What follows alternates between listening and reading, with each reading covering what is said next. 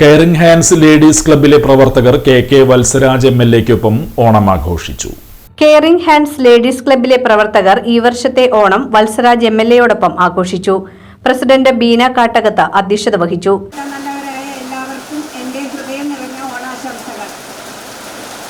നമ്മുടെ ചാരിറ്റി സംഘടനയുടെ ഈ വർഷത്തെ ഓണാഘോഷ പരിപാടിയിലേക്ക് ഏറെ സ്നേഹപൂർവ്വം ക്ഷണിച്ചുകൊണ്ടുപോയി.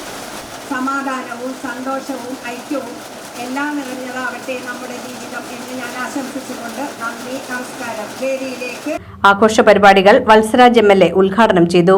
ഇങ്ങനൊരു പദ്ധതി ഇവിടെ ഇങ്ങനെ ഉണ്ട് എന്നുള്ള അറിഞ്ഞത് തീർച്ചയായിട്ടും എല്ലാ അർത്ഥത്തിലും അത് എനിക്കും കൂടി ഒരു അംഗീകാരവും അഭിമാനവുമായ ഒരു ആഘോഷമായി ഞാൻ ഇതിനെ കാണുകയാണ്. തീർച്ചയായും ഇതിന്റെ സംഘാടകരായിട്ടുള്ള എല്ലാവർക്കും ഞാൻ ഊഷ്മളമായ അഭിനന്ദനങ്ങൾ അറിയിക്കുന്നു. എല്ലാവർക്കും സമ്പൽ സമൃദ്ധിയുടെയും സ്നേഹത്തിന്റെയും ഒരു ഓണം കൂടി ആശംസിച്ചുകൊണ്ട് ഞാൻ എന്റെ വാക്കുകൾ ചുരുക്കുന്നു. ഞാനിതിൽ കൂടുതൽ സമയം ചെലവഴിക്കേണ്ടതുണ്ടെന്ന് എനിക്കറിയാം. പക്ഷെ ഒഴിവാക്കാനാകാത്തൊരു കല്യാണം കളമശ്ശേരിയിലുണ്ട്.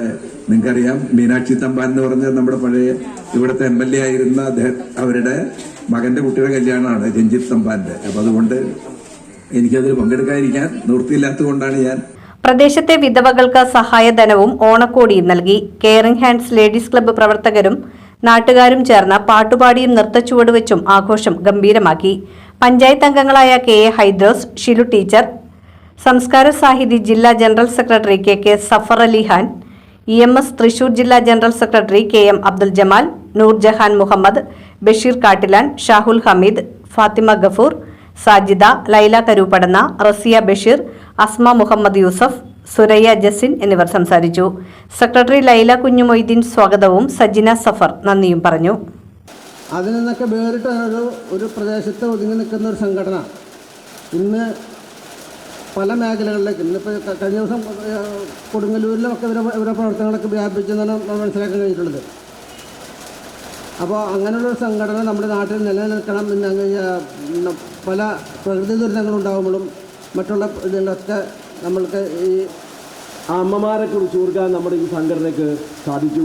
ഒരു ദിവസം അവർ ഈ കൊടുങ്ങല്ലൂരിലെ ഒരു മാതൃസദനത്തിൽ പോയി അമ്മമാരോടൊപ്പം ഒരു ദിവസം ചെലവഴിക്കാനും അവർക്ക് സമ്മാനങ്ങൾ കൊടുക്കാനും അവരോടൊപ്പം പാടാനും ആടാനും ഒക്കെ കുറച്ച് സമയം ഒരു ചെലവഴിച്ചു.